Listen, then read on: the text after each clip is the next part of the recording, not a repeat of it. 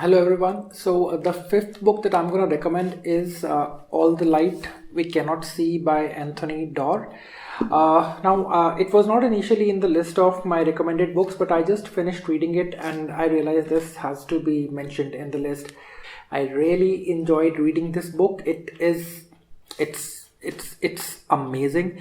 I don't want to go into a lot of detail because it's going to make the video very long, but just to give you a premise, it starts with a very interesting legend about one particular piece of stone, a jewel of a sort, and then what kind of ideas are related to it, and what happens to the person who possesses it.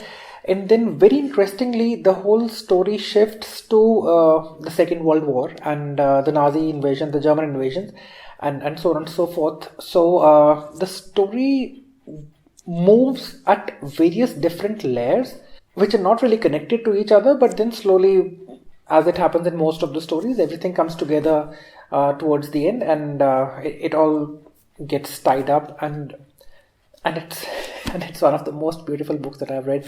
The narration is so aesthetic. There are so many quotes which I highlighted and tagged in this book, but there's one in particular which I want to share with you guys, and it says, "Goodness, more than anything else, is what lasts." And I think this is something which I really want to stress upon because during these times which we are living in, many times we feel that what good is gonna come out of our good actions, and why should we keep doing the stuff that we want to do? And this book really reinforces that idea. It just really makes you believe that if you do good, it will pay, it will make things better, it will make the world a better place. And if you don't think about the consequences of what you are doing, and if you don't choose the right things to do and keep on doing anything or everything and keep on doing bad stuff, you cannot expect your life to turn out good. You must take time out to read this book because it's a little long and it does stretch towards the middle of it, so it does become a drag in that part particularly. But at the beginning of the book and the ending of the book is so strong that it makes for everything that you feel during the middle of the book. Also, while reading the book, I did feel that I'm not really enjoying it, and what is happening, and it's a bit too much. And then one of my friends told me that this book is too close to our reality right now to be enjoyed as fiction. And that kind of triggered something in my mind. So I started distancing myself while reading it, and then I was actually able to enjoy the book. So take it as a note that when you sit down to read the book, distance yourself a little, because the whole scenario in the world right now is kind of similar to the setup that the book talks about.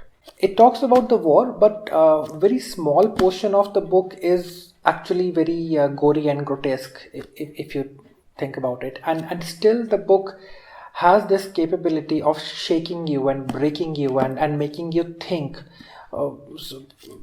so much that it's commendable.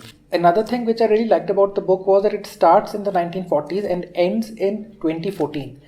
And the kind of contrast that has been shown, 2014 is just one chapter, hardly 3 pages, but the kind of contrast that is built in just those 3 pages, what we have come to and where we started from, and if there's one person who has been through all of it, what kind of a transformation it actually is. We started from something which was something so physical, and we've come to an age which is completely digital and virtual, and these comparisons come out so beautifully in that one last chapter.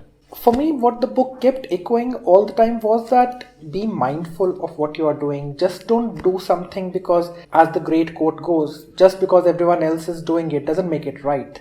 And if you're not doing the right thing, if you're not making the right choices, your life is going to be hell, and you cannot expect your life to be good. Why I was so happy after finishing this book is because it is actually a beacon of hope. It's something which is very uplifting and positive, as opposed to what I felt towards the middle of the book, and it is so depressing and I don't want to read it, and it's just not my cup of thing. It's another depressing book about the war.